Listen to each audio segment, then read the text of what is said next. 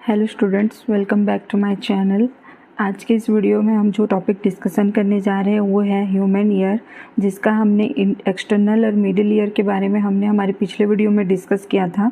तो आज के वीडियो में हम डिस्कस करेंगे अबाउट द इनर ईयर, जो कि थर्ड इम्पॉर्टेंट पार्ट है ह्यूमन ईयर का। तो अगर आप तक अपने पिछला वीडियो नहीं देखा है तो आप जाके पिछला वीडियो देख सकते हैं, ताकि आपको ये वीडियो समझने में कोई परेशानी ना हो और आप इजीली ये कॉन्सेप्ट को समझ सकते हैं। तो आज हम जिस टॉपिक के बारे में यहाँ पे डिस्कशन करने जा रहे हैं वो है इनर ईयर। हमने देखा था कि ह्यूमन ईयर जो होता है वो मोस्टली 3 पोर्शंस में डिवाइडेड होता है। पहला जो होता है that is the external ear, दूसरा जो होता है वो है middle ear, and third part जो होता है that is the inner ear. External ear में हमने देखा था अबाउट द पीना। यहाँ पे आप देख सकते हैं ये जो ईयर एक्सटर्नली विजिबल होता है that is the pinna part. Then हमने देखा था external auditory meatus and tympanic membrane, ये इतना अप टू टिम्पैनिक मेम्ब्रेन, ये इतना पोर्शंस को हम बोलेंगे external ear. Then after the tympanic membrane further ये जो 2 ओपनिंग्स यहाँ पे प्रेजेंट है, fenestra ovalis and fenestra rotunda, ये दोनों के बीच के इस पोर्शन को हम बोलेंगे मिडिल ईयर, जिसमें क्या था हमारा टिम्पैनिक कैविटी था।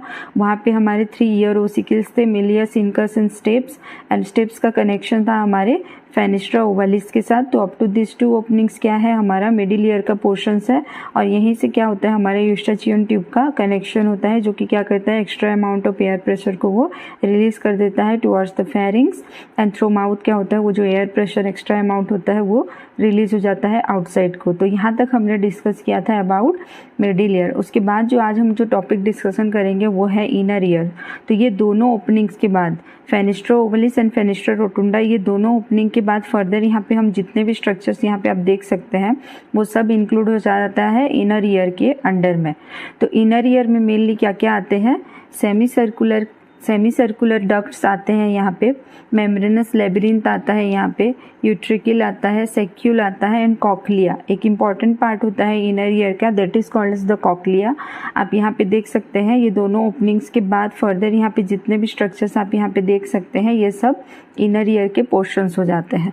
तो सबसे पहले हम डिस्कस करेंगे अबाउट द मेम्ब्रेनस लेब्रिंथ। तो मेम्ब्रेनस लेब्रिंथ होता क्या है, तो ये दोनों ओपनिंग्स यहाँ पे आप देख सकते हैं फेनेस्ट्रा ओवलिस एंड फेनेस्ट्रा रोटुंडा। तो ये दोनों ओपनिंग्स के बाद यहाँ पे क्या होता है एक बोनी स्ट्रक्चर्स प्रेजेंट होता है। तो वो बोनी कैविटी के अंदर क्या होता है एक लिक्विड प्रेजेंट होता है, that liquid is called as perilymph.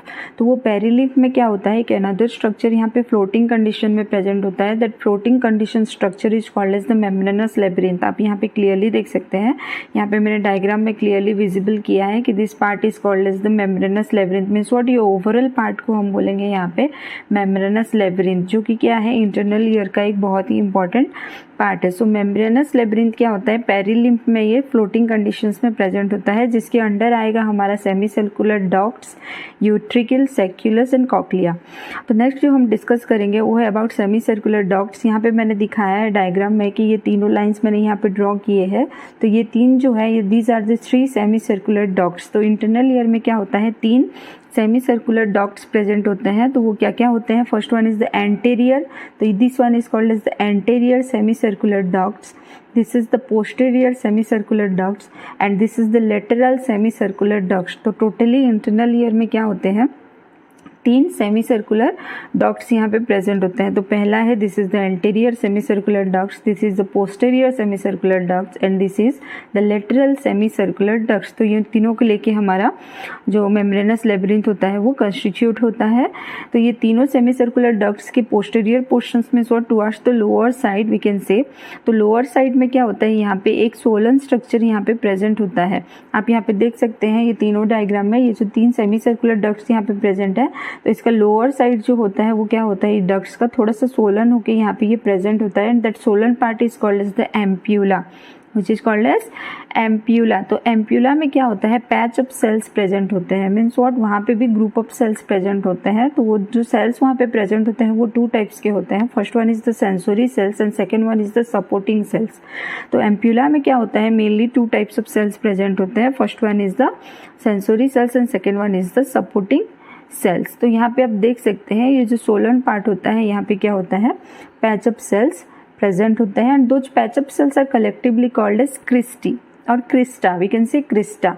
तो एम्प्यूला में क्या होता है, पैच ऑफ सेल्स प्रेजेंट होता है, those are called as crista. And mainly crista में क्या होता है, 2 टाइप्स ऑफ सेल्स प्रेजेंट होता है। First one is the sensory cells and second one is the supporting cells. तो यहाँ पे 3 सेमी सर्कुलर डक्ट्स यहाँ पे प्रेजेंट होते हैं इनसाइड द मेम्ब्रेनस लेब्रिंथ। तो ये जो 3 सेमी सर्कुलर डक्ट्स होते हैं, ये फर्दर यहाँ पे हम देख सकते हैं इनका ये जो कनेक्शन जहाँ पे ये अराइज करते हैं, वो पोर्शन को हम बोलेंगे यूट्रिकल। यू कैन सी ये वाला पोर्शन जो है, this portion is called as the utricle. And उसके बाद वाला जो पोर्शन आता है that is the sacculus. And sacculus के बाद फिर क्या होता है, हमारा जो कॉक्लियर पार्ट होता है वो यहाँ पे क्रिएट होता है। सो ये cochlea, this portion is called as the cochlea which is the main part of internal ear. So now will discuss about cochlea in detail.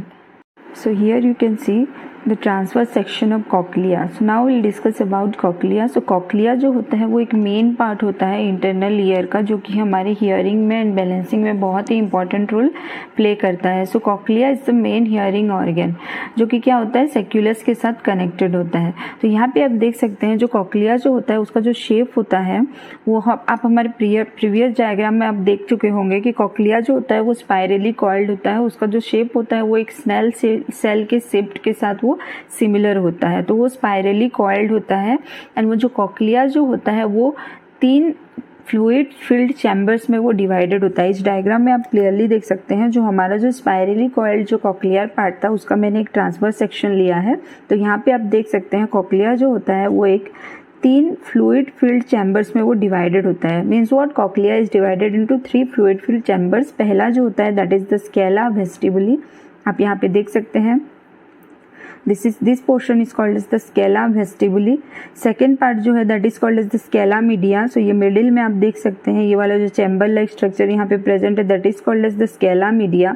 And third chamber जो यहाँ पे प्रेजेंट है that is called as the scala tympani. So cochlea जो होता है वो ओवरऑली 3 fluid filled chambers में वो डिवाइडेड होता है। First one is called as the scala vestibuli, second one is called as the scala media and third one is called as the scala tympani. यहाँ पे मैं बार बार बोल रही हूँ कि ये फ्लूइड फील्ड होता है, मीन्स व्हाट, यहाँ पे फ्लूइड प्रेजेंट होते हैं। सो स्केला वेस्टिबुली में जो फ्लूइड प्रेजेंट होता है that is called as perilymph. Similarly scala tympani में जो फ्लूइड प्रेजेंट होता है that is called as also perilymph. और स्केला मीडिया में जो हमारा फ्लूइड होता है that is called as endolymph. यहाँ पे मैंने डायग्राम में क्लियरली दिखाया है कि scala vestibuli and scala tympani में जो लिक्विड प्रेजेंट होता है those are called as the perilymph. और स्केला मीडिया में जो लिक्विड प्रेजेंट होता है that is called as endolymph. ये बहुत ही इंपॉर्टेंट पार्ट है, ये आपको याद रखने की ज़रूरत है।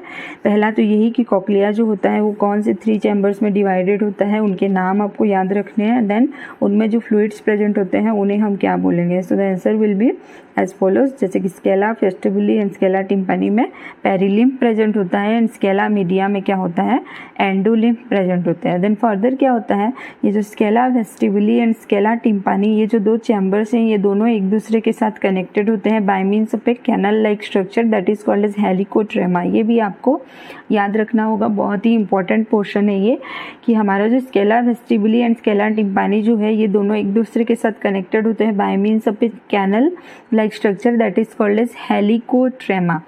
देन नेक्स्ट क्या होता है, हमारा ये जो scala vestibuli and scala media जो है ये दोनों एक दूसरे के साथ सेपरेटेड होते हैं by means of a membranous structure. यहाँ पे आप देख सकते हैं।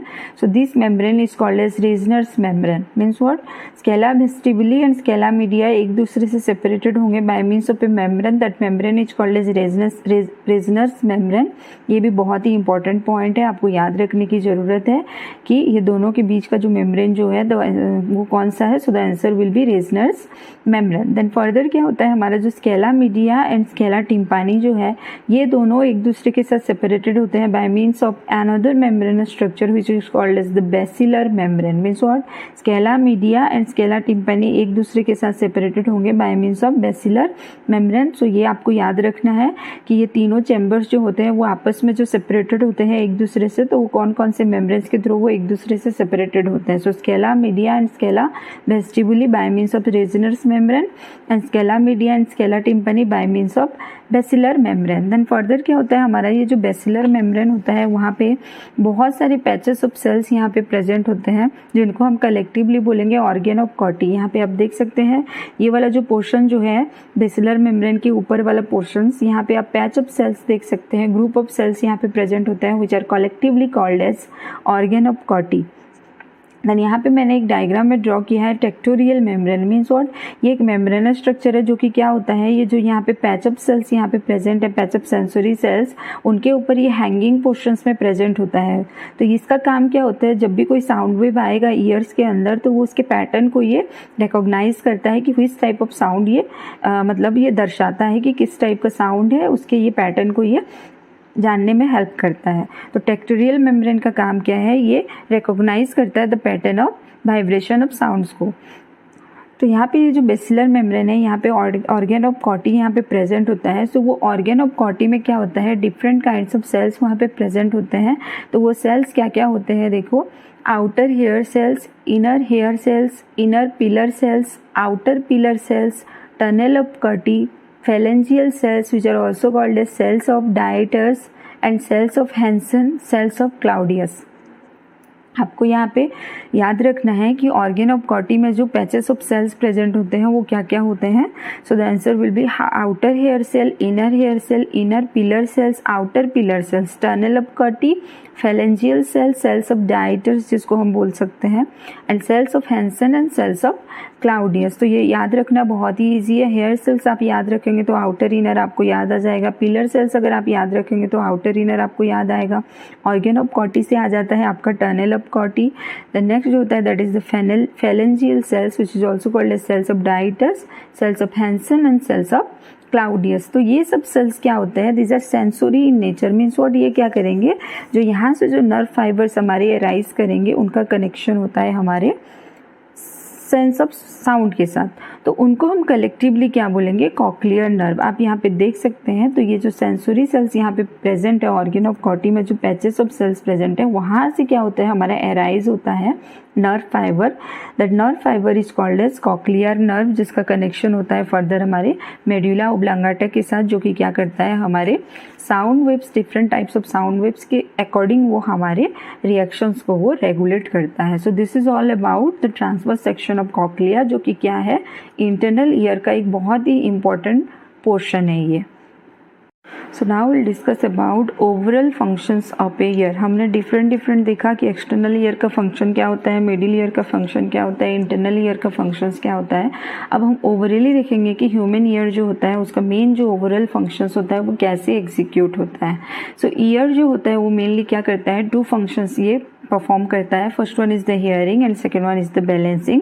तो first we will discuss about the mechanism of hearing of human ear means what, human ear जो होता है वो हियरिंग में कैसे ये हेल्प करता है। तो हमने पढ़ा था कि हमारा जो एक्सटर्नल साउंड वेव्स होता है वो क्या होता है, थ्रू दिस पीना वो क्या होता है ईयर के अंदर वो एंटर करता है। तो after entering inside the year क्या होता है, वो एक्सटर्नल ऑडिटरी मीटर्स के थ्रू आता है और वो यहाँ पे टकराता है किसके साथ, टिम्पैनिक मेम्ब्रेन के साथ यहाँ पे टकराता है। मैंने मेरे पिछले वीडियो में बोला था कि साउंड वेव्स जब आता है और टिम्पैनिक मेम्ब्रेन से वो टकराता है तो उसके फ्रीक्वेंसी में कुछ भी चेंजेस नहीं होते हैं, सिर्फ और सिर्फ क्या होते हैं, उसका जो साउंड वेव का जो इंटेंसिटी है वो 20 टाइम्स क्या हो जाता है, ग्रेट हो जाता है। मीन्स वो 20 टाइम्स वो इंक्रीज हो जाता है, उसका जो फ्रीक्वेंसी होता है वो कांस्टेंट होता है। तो एक्सटर्नल साउंड वेव्स क्या होगा, पीना के थ्रू वो एंटर करेगा through external auditory meatus and वो आके टकराएगा हमारे टिम्पैनिक मेम्ब्रेन के साथ, जहाँ पे वो क्या करेगा, साउंड वेव जो है वो वाइब्रेशन क्रिएट करेगा, साउंड वेव्स का जो इंटेंसिटी है वो इंक्रीज करेगा। And because of that vibration क्या होता है, हमारा ये जो टिम्पैनिक कैविटी है वहाँ पे भी वाइब्रेशन होगा। देन मिलियस का कनेक्शन डायरेक्टली होता है टिम्पैनिक मेम्ब्रेन के साथ। तो जब टिम्पैनिक मेम्ब्रेन में वाइब्रेशन होगा तो ये ईयर ओसिकल्स में भी क्या होता है, वाइब्रेशन होगा। और मिलियस, इनकस एंड स्टेप्स एक दूसरे के साथ यहाँ पे ये कनेक्टेड है।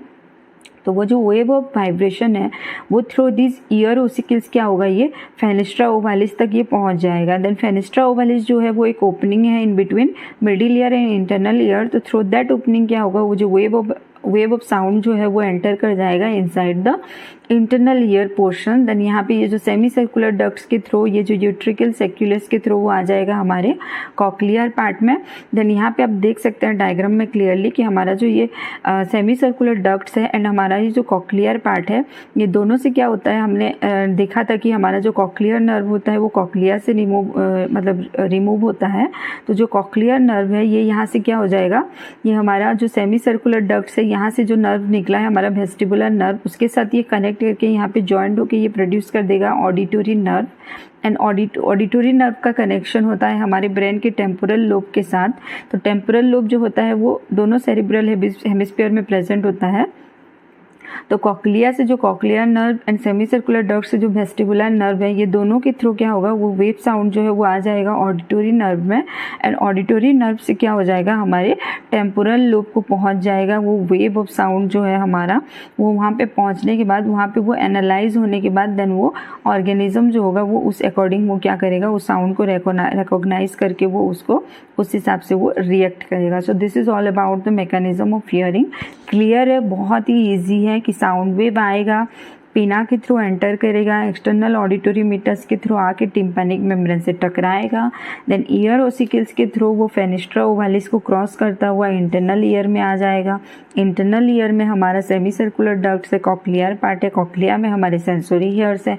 जब आके वहाँ पे ढंग से जब जहाँ पे साउंड आके वहाँ पे टकराएगा एकदम से, तो वो वहाँ पे एक वाइब्रेशन क्रिएट करेगा। वो वाइब्रेशन क्रिएट होने की वजह से जो हमारे सेंसोरी सेल्स प्रेजेंट है उनमें भी कुछ चेंजेस होंगे, वो भी एक दूसरे के साथ टकराएंगे, उनमें भी वाइब्रेशन क्रिएट होगा, एक सेंसेशन क्रिएट होगा।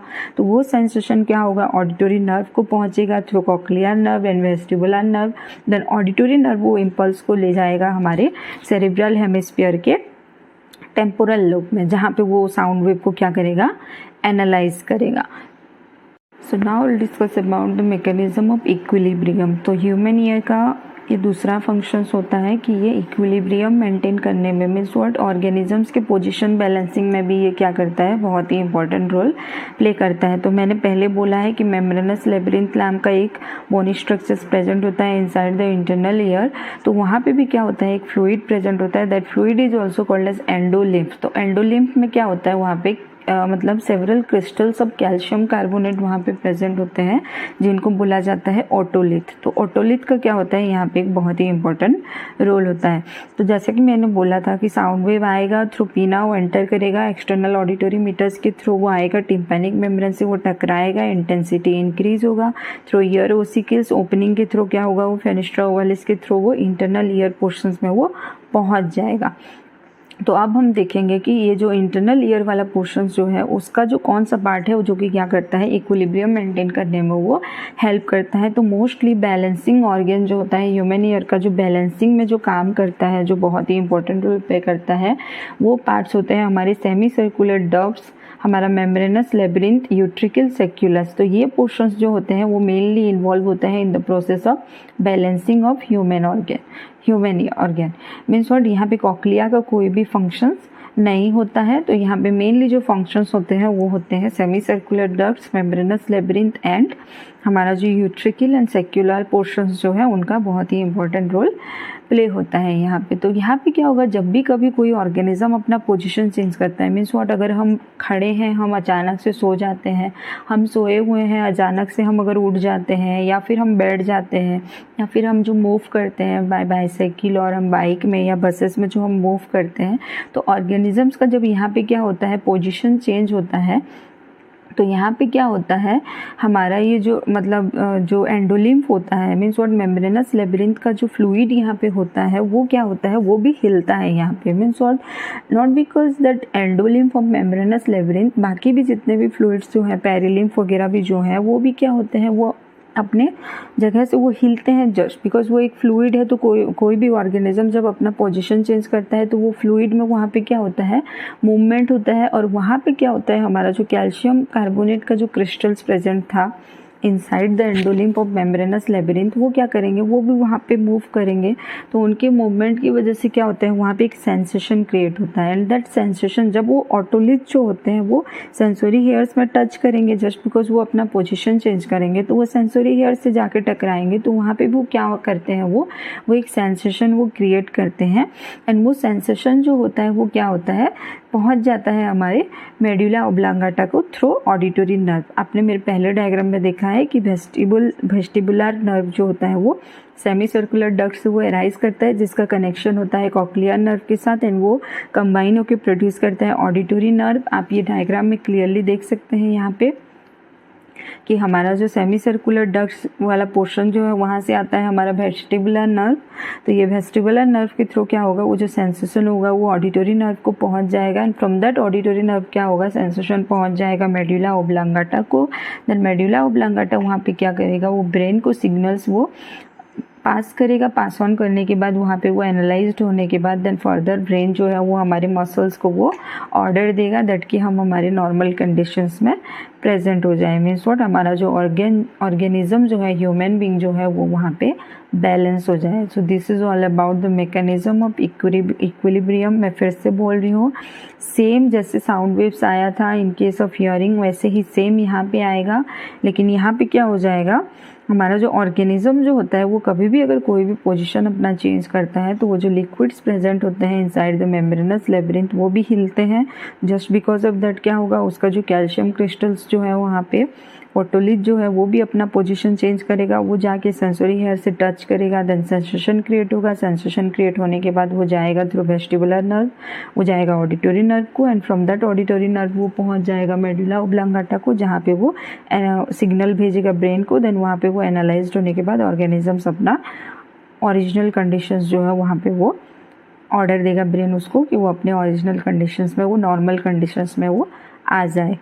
सो अगर आपको ये एजुकेशनल वीडियो अच्छा लगा हो तो आप इसे लाइक करें, शेयर करें, मेरे चैनल को सब्सक्राइब करें। इस रिगार्डिंग आपके मन में कुछ भी डाउट हो तो आप मुझे कमेंट करके बता सकते हैं। मैं अपने नेक्स्ट वीडियो में उस डाउट को क्लियर करने की पूरी तरह से कोशिश करूँगी। धन्यवाद।